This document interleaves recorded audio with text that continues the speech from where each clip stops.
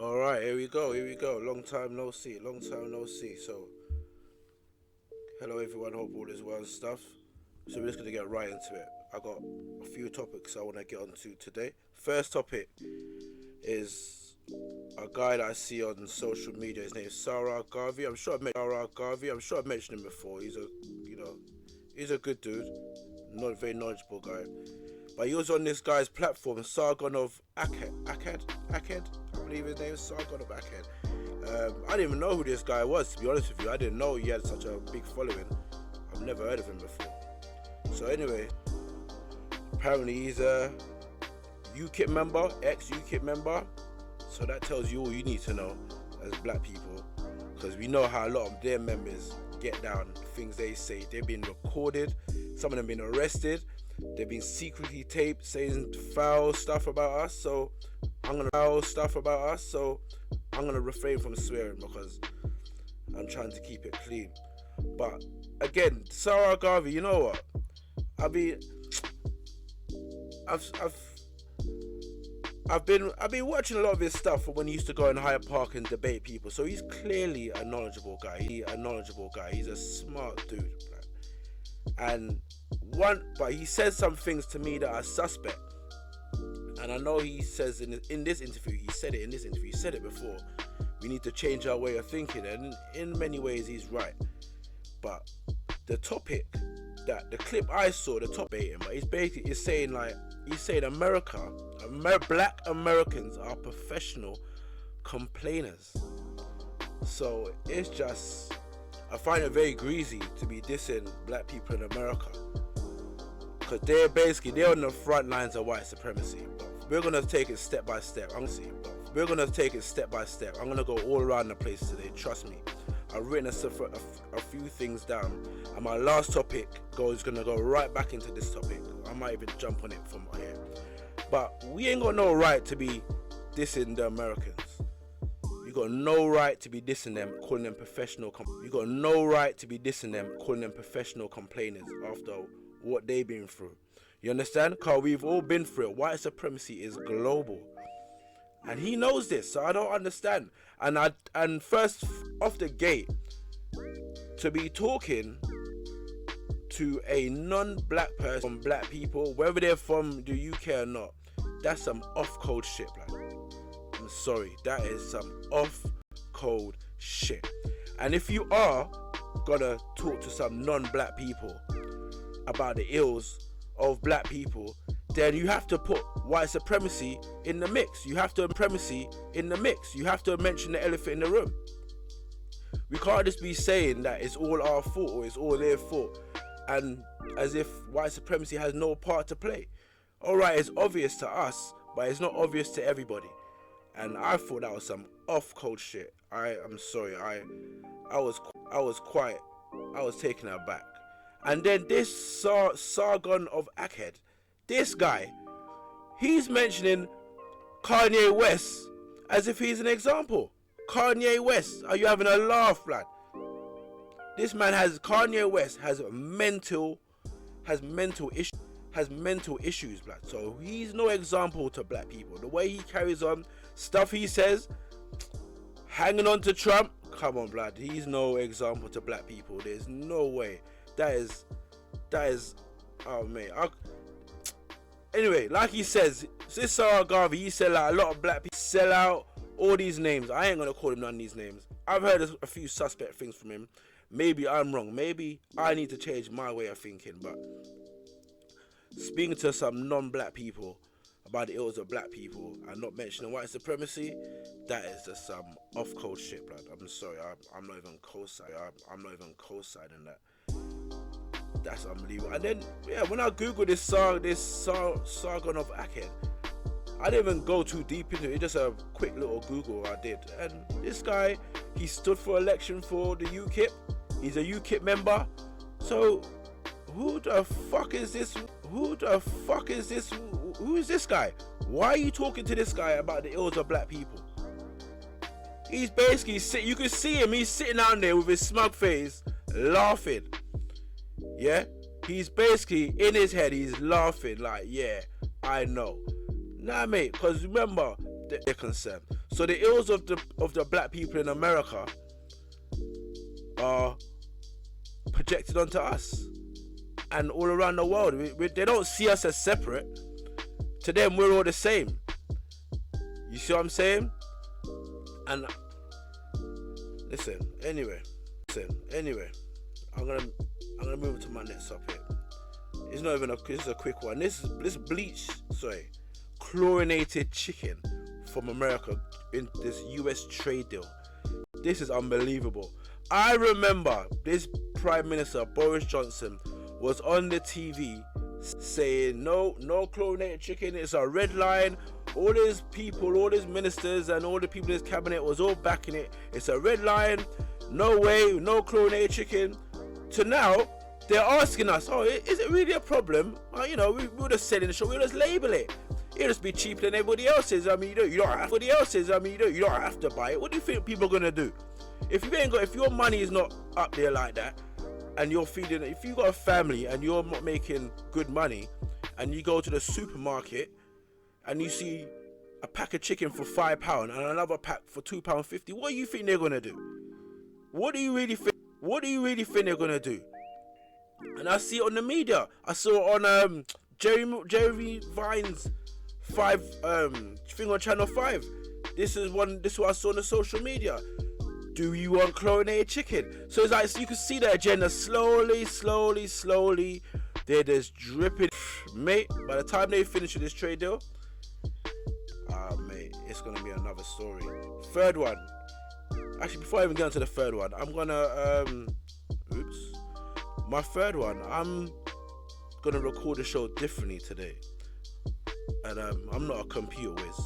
So I hope the time I put it all out, it should sound much better than my previous broadcast. So fingers crossed and all that. This coronavirus now, I don't know if I'm the only person. I'm just not taking it seriously. I don't know if that's my fault. I just don't believe this shit. I know people have died. I know there's quarantine. So it's just like, I'm just not in it. I'm not worried about it at all. And the only time I took it seriously was two days ago. My eldest son, he was sick. He got sent home from work. And he said he was vomiting and temperature. Then I thought, whoa, what's going on here? Is this the? Then I was worried. Whoa, what's going on here? Is this the? Then I was worried. But he's on the mend now. He's back up and running. So, but I'm just not taking it seriously. I don't know why. It's just, sometimes I said on my previous broadcast, I just find it very suspicious that you have Americans. Right, let's start from the beginning. Yeah, I'm gonna be taking long today. Trust me, man. I'm gonna be dragging it out. So I'm not gonna be to the point on everything today. So you got the British having a trade talks with the EU, which eventually will probably turn into some sort of skirmish. Then you have the US. They want to have trade talks with the EU, but they're not compatible on so many levels. It's not happening. But then you had the Americans having a trade talks with China, which turned into a trade war with China. And then all of a sudden, coronavirus happens. Is this just a coincidence? I just find it a bit funny. And then now, the coronavirus is in China and it's on mainland Europe. And the US and the UK are hardly affected, considering how much international people come in and out of the UK, and it's been said on the radio, in the media many times that they're not getting checked at the airport. So I just find it's just not making no sense to me. Just common sense and logic, innit? Automatically think of Heathrow, Gatwick, but no, blood. You got Heathrow, Gatwick, Luton. You got Southend Airport. You got airports up and down the country. You got little airports with these little planes. So you would think that they will be screening people and all these sort of things, considering we got free movement people and all these sort of things, considering we got free movement in Europe, but they're not. So how does that make sense? And then so that's, I don't know, that's a weird one for me. I'm just not taking it seriously. I'm really not. And on my last topic now, which ties into my first topic, is who are we as black British people? What is our identity? Now, I know, going back to my first topic here, today I'm going to be bouncing around that a lot of black people that take interest in, like this Sarah Garvey, he takes interest in black people worldwide. I know that. He's a good egg, so I'm not dissing him. I know he does. And I know when they came off with this ADOS business in America and this FBA, it was offensive to black people around the globe, especially over here. I know it was offensive. I was offended. I was taken aback at first, but then when you listen to the people talk, and I believe you got people like Tariq Nasheed, they was like the ones that made me take notice. I heard little skirmish, little rumbles, but I never really, sometimes it's not the message, it's the messenger. So when I heard Tariq talking about it, I was taken aback. I was quite offended. But then when I sit down and I really think about it, they have to look out for themselves politically. Like, they have to look out for themselves. They can't wait for the rest of the world to be on some kumbaya shit and help them. They need help. They're on the front line of white supremacy. They are right at the front of it. And all we could do is watch videos and say, yeah, well, that was bad. Well, that was bad. But what are we gonna do? You understand? And that's another thing as well, before I even forget. When this when the gentleman Sarah Garvey was talking about Americans being professional complainers, and there was a clip, and there's a part in the clip when he says that, okay, so you done protesting, that didn't work, so what now? So then he's talking to someone, and he says he's speaking to someone in America, and they're talking about they're gonna go and pick up their guns, and you see the guy, this Sargon Aked guy was like, oh no, you don't do that. You don't want them to think different. Everybody must think different. Now, I'm not saying good, bad, right or wrong, but it's just like, if protesting ain't working and you've tried everything else, then you got a God-given right to defend yourself. Like, you do. You understand?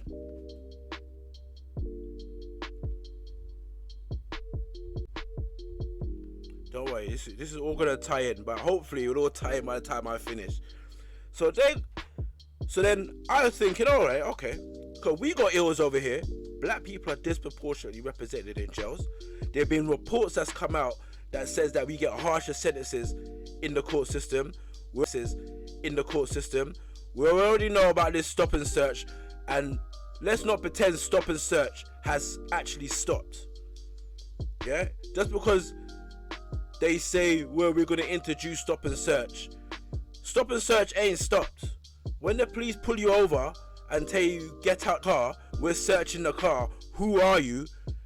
They're not filling out no paperwork given to you talking about we stopped and searched you, blood. Yeah, when the people of the Windrush, that people was born over here, was getting deported. Yeah, what did we do? Blood? Other than protest, what do? Nothing. Yeah, the other day, they're deporting Jamaicans back to Jamaica. This was the third flight, or the fourth one. This was the fourth one, because they had two already that had gone, and one to Nigeria. So, what did we do? So, basically, my point is, until we got up, then we got no right to be looking across there, and looking down our nose at them people. That was off code. I apologize, man. I'm not dissing the guy. He's a good guy, but that, to me personally, that shit was off code, blood. You don't talk to on a not a social media platform, on a media platform, or in public, even in your personal life, blood. You don't discuss black people with non-black people and talk about their ills. That shit is off code, blood. You do not. That's off code, blood. They don't. You think they don't? I don't even know, where's this Sargon guy from anyway. He looks sort of Turkish, Mediterranean. I don't know. Right. So my last topic: who are we as black people, and what is our identity? And the reason why I say it all kind of ties in together, because we got some harsh realities, because we got some harsh realities we need to face here now. So again, these Americans, they got their ADOS FBA business going on. More power to them. What do we have? Because a lot of black people over here, because our parents come from somewhere else and we could go there every summer, we think we're from there. Because my parents are from Trinidad, my parents are from Grenada, my parents are from Jamaica, St. Lucia, so we think we're something else. And when you go back to these places, they call you English. When you're in England, they ask you where you come from or where your people are from. So who are we? You understand? And then we got this utopia idea that we think that we could all pack up and move to Africa. And let's keep it real, blood. I know a few Africans. I like them. They're cool as a people. And the ones that they got their heads screwed on. But as a group and as a collective, they don't fuck with us like that, blood. They don't like us like that. On a one-off, as a 1-1, yeah, like one of them would say, yeah, you could come build a house in Ghana or build a house in Sierra Leone. We'll love you to come. Yeah, you won. But if too many of us start coming over there, they don't like that shit. They don't see us as one of them. They don't even see themselves as one of them. And I remember having this conversation with someone about Kenyans and this, that, and the next. And I tell black people this. I work with a lot of Africans, so I know. If you meet an African, ask them where they're from. Yeah? And then when you ask them where they're from, ask them who their people are. And then they will tell you. You understand? That's why when you go to Africa and you say to them, who's your people? They'll tell you Igbo, Yoruba, this, that, the next, Ashanti, Ga. But they'll just tell you Ghana. Or they'll just tell you Nigeria. Because they think that's all you understand. And to be fair, that is what a lot of us do understand. But my point is, they don't see us as one of them. You understand? And when you go back home to the West Indies, they don't see us as one of them. So who are we? And this, I ain't got all the answers, but this is a conversation we need to have. You understand? Because I seem to feel like I've said before, I think we're a bit too comfortable in how we're a bit too comfortable over here. We seem to, again, we seem to think because we could go Tesco's and you could pull up in Tesco's in your German car and you might have a driveway in front of your house, we seem to think that we made it. And we think because one or two of us are doing good, then why isn't everybody doing good? And it's not like that. It's not like that. Which, you know what, actually there was another point I actually forgot. I didn't even write it down. What is it with black people claiming every other ethnicity other than black? I got this the other day. I'm quarter Cuban.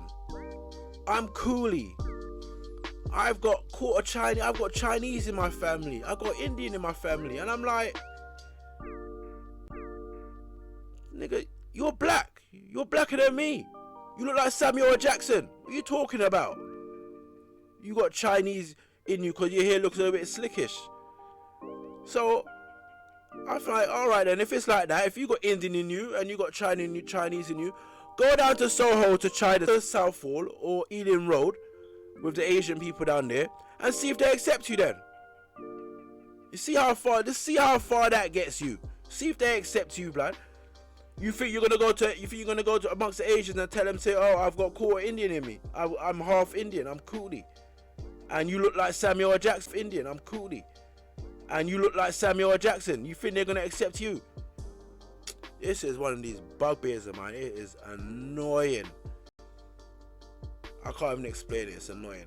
It's like black people want to be everything other than black. I don't know if this happens anywhere else in the world. I'm noticing it a lot. I was listening to this. I don't know if he's a what's his name? Here's my phone. I think his name is Costello. I don't know if he's a comedian. He's a funny dude, blood. He's got long hair. A social media guy. He does talks. I think he does events as well. He's a funny dude. And you know what's funny about him? You can actually get some proper game from him as well, because in amongst the jokes is some real game. So he reads out emails and things, relationship advice that people send him. But there's other relationship advice that people send him. But there's other things that he says you could get game from. You understand? So, but yeah, he said he was talking in and amongst what he was saying. He said he was coolie. So I'm looking at this, I'm thinking, right, I've never looked at. He just looks like any other black person on the street to me, personally. If anything, if he was gonna press me now, I'll probably say that he's got East African somewhere in his lineage, but that's about it. So then I asked my friend, I was like, right, is this dude really coolie? And she's like, yeah, can't you tell? I'm like, well, no, other than his slick hair, which you could perm, I can't tell. He looks, maybe it's me again. Maybe I'm the problem.